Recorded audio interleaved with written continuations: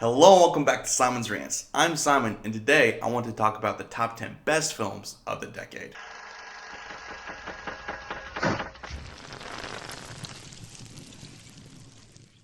It's hard enough to make a top 10 list for a specific year. Making one for a whole decade, you're cutting out a bunch of really good movies. You might have 100 movies you're all vying for one spot on this list. But in the end, I could only pick 10 for each decade. So I hope you guys like the list, but keep in mind, they're not going to be perfect. I'm going to disagree with you on some things, and I haven't even seen every movie to ever come out ever. I'm sorry, I might just have missed it. I've watched a lot of movies recently, guys. I'm sorry. I tried to get them all, I just couldn't. So please don't hate me, just leave your top 10 list in the comments below and we can talk about it there. And also please like and share, that helps me out a lot, and if you're new here, subscribe. But that's enough for me. Let's get to this list. Number 10, Duck Soup. Duck Soup is a 1933 film directed by Leo McCarey and starring the Marx Brothers. I would go over the plot, but the plot in Marx Brothers movies literally doesn't matter at all after the first 15 minutes. What makes the Marx Brothers so great is their dynamic comedy that's so different from brother to brother, but works together so well. They're each hilarious on their own, but together they're even better. They're just great. You've got Harpo with his physical comedy and mime style, then you've got Chico with his wordplay, and then there's Groucho doing his stand-up bits. Put them all together and it doesn't matter what the plot is, they're just hilarious, and this is one of the best movies that they made. I honestly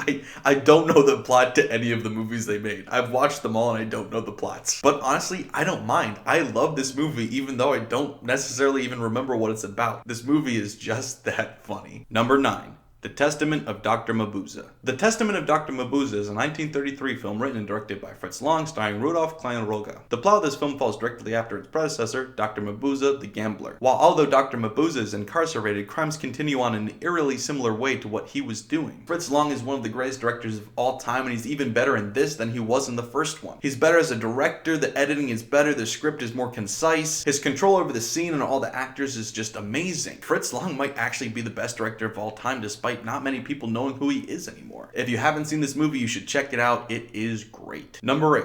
The Wizard of Oz. The Wizard of Oz is a 1939 film directed by Victor Fleming and starring Judy Garland. The plot of the film follows a girl as she's swept away to a magical wonderland named Oz. From there, she tries to get back home to Kansas, but must complete several tasks in order to do so. And I don't think this movie needs much of an introduction. Everybody knows it because it's simply iconic. It had groundbreaking special effects and has probably the most famous musical song ever. Everybody knows Over the Rainbow. Like, you have to know that song. It's not an option. The set designs are amazing and the costumes are out of this world, and so much about this movie is just breathtaking. I can't even imagine what it would have been like to see this in theaters when it came out. It must have been amazing. From a technical standpoint, this was so far ahead of anything that would come out for years. You could watch this with movies from the mid to late 50s and it wouldn't stand out as odd or different. It's that far ahead of its time. Number 7.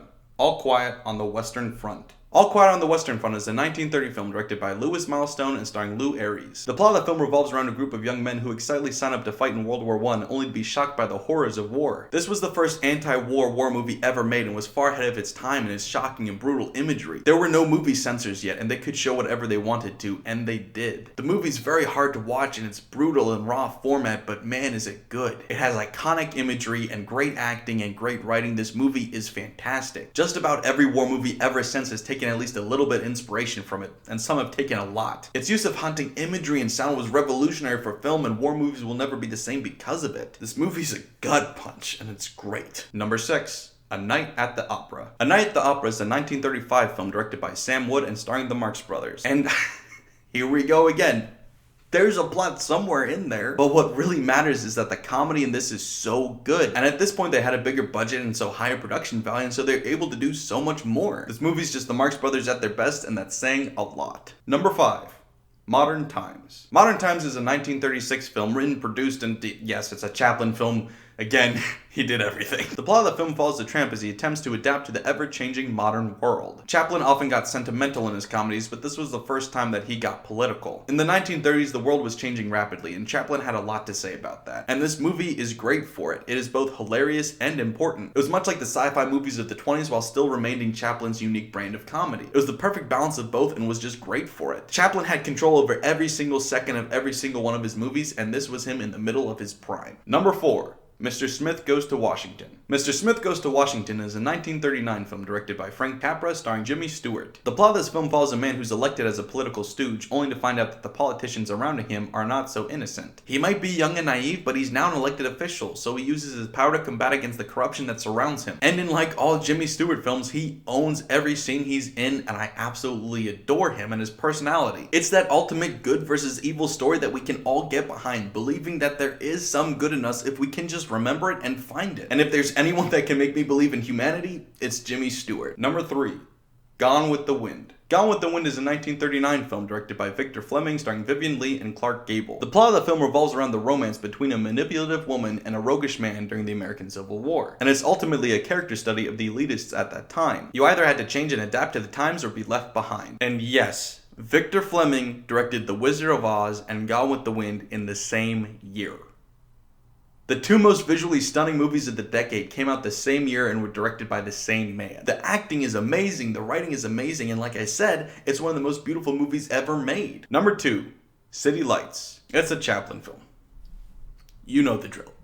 He did everything. The plot of the film follows the tramp who falls in love with a blind flower girl. Despite having nothing of his own, he does his best to take care of her because she's even less fortunate than he is. And in traditional Chaplin fashion, it's very sweet and very sad, but also very funny and very uplifting. In each one of his movies, he makes you laugh and cry, but this might be the best balance of both in any of his movies. Not only was he the funniest comedian and director of the 1930s, but he brought a level of professionalism and perfectionism that no other comedian had. Comedy wasn't supposed to make you cry that way. Comedy wasn't supposed to make you feel that way. Comedy wasn't supposed to teach you something like that, but he did all of that. He fit all of those things all into one movie with amazing directing, amazing writing, and amazing acting, and amazing editing that he all did by himself. And each one of his movies are amazing, and this movie's just literal perfection. And the number one film of the 1930s is M. M is a 1931 film written and directed by Fritz Lang starring Otto Wernicke and Peter Lorre. When the police are unable to catch a murderer with an affinity for young girls, the rest of the criminals join the manhunt. Not only is this a great horror, thriller, action movie, it's also a biting social and political commentary. Fritz Lang's writing and directing is absolutely stupendous, and this is his best movie ever made. Lang was the biggest inspiration for directors like Orson Welles and Alfred Hitchcock, and you understand why while watching this. It's absolutely amazing. This movie is chilling and creepy, but also exciting and even funny at times, and also just amazing to watch. I can't come up with a single complaint about this movie. It is fantastic from start to finish. Across the board, the acting is great, but Peter Lorre specifically delivers the performance of his lifetime in this role. He was made to do this role. He does it perfectly. I could rant for hours and hours about how cool and how unique and how amazing this movie was, but instead I'll just go ahead and say it's the best film of the 1930s. So that's my list. I hope you guys liked it. I'm sure that you disagreed with me at least a little bit, so go ahead and leave your list in the comments below and your favorite movie as well. Please also like and share, and if you're new here, subscribe. It helps out a lot. Thanks guys.